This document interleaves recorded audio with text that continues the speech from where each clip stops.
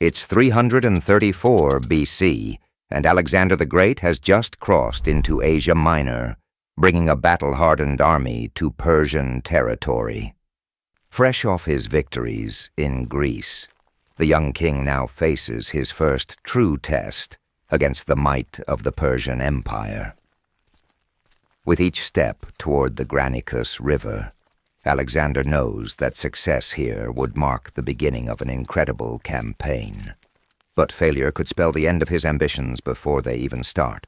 Alexander's forces are compact but fierce, around 18,100 troops, 12,000 infantry, 5,100 cavalry, and 1,000 archers, a mix of battle-hardened Macedonians and Greek allies. At the core is the formidable Macedonian phalanx, a formation of soldiers wielding long spears, or sarissas, that create an impenetrable wall.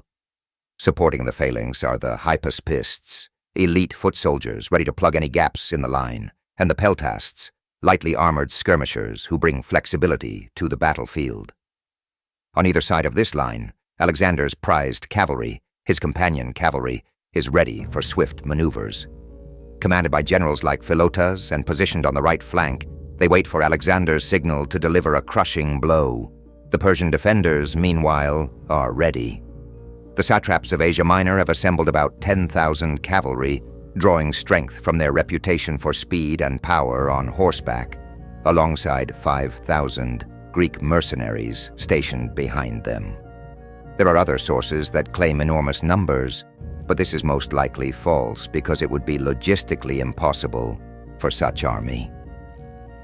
The Persian leaders are Sites, the satrap of Hellespontine Phrygia. Spithridates, Memnon, and Arsames coordinate their forces with confidence, believing they hold the advantage as the Macedonians are forced to cross the river, which they expect will disrupt Alexander's formations. Alexander isn't deterred by the river. He knows that hesitation could weaken his soldiers' resolve, so he takes a bold approach. Ordering his right wing to press forward, he personally leads the charge with his companion cavalry, plunging into the river and making for the Persian left.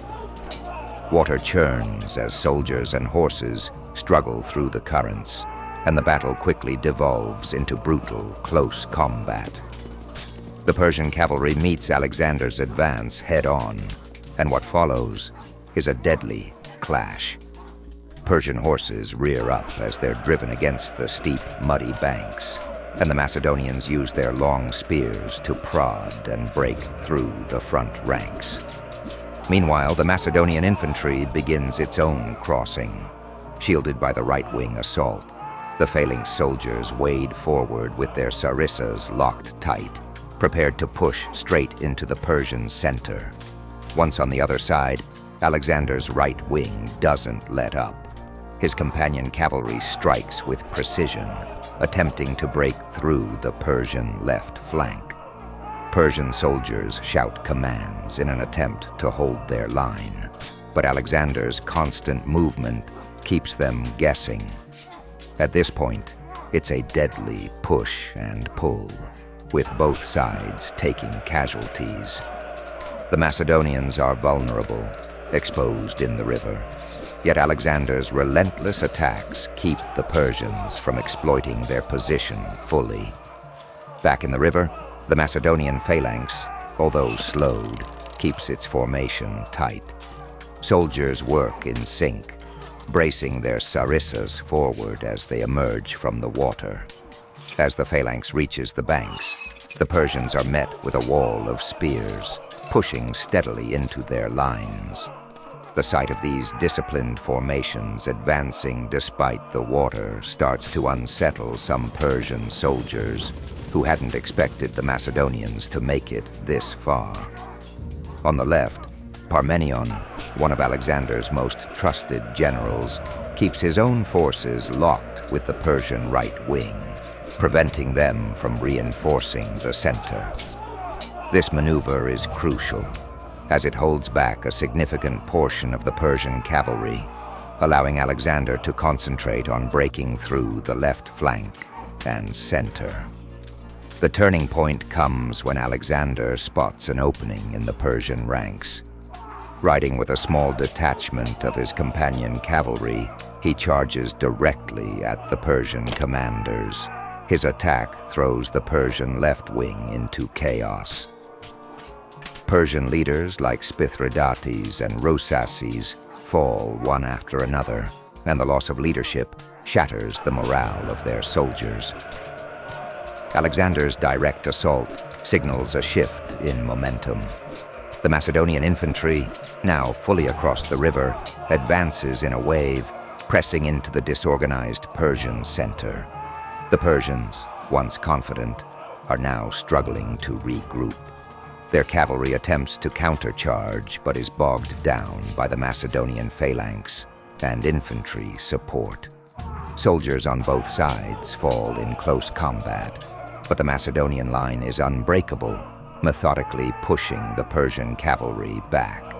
The center was broken, and the Persian cavalry on both wings fled. As the Persian cavalry withdraws, the Greek mercenaries, who had been stationed as a last line of defense, realize they are alone. Alexander orders his forces to converge on them, and what follows is a grim rout. The Macedonian phalanx surrounds the mercenaries, who are eventually overwhelmed by the relentless, disciplined Macedonian forces. Unable to retreat, many are captured or slain in the final moments of the battle. The Battle of the Granicus River ends with a decisive victory for Alexander.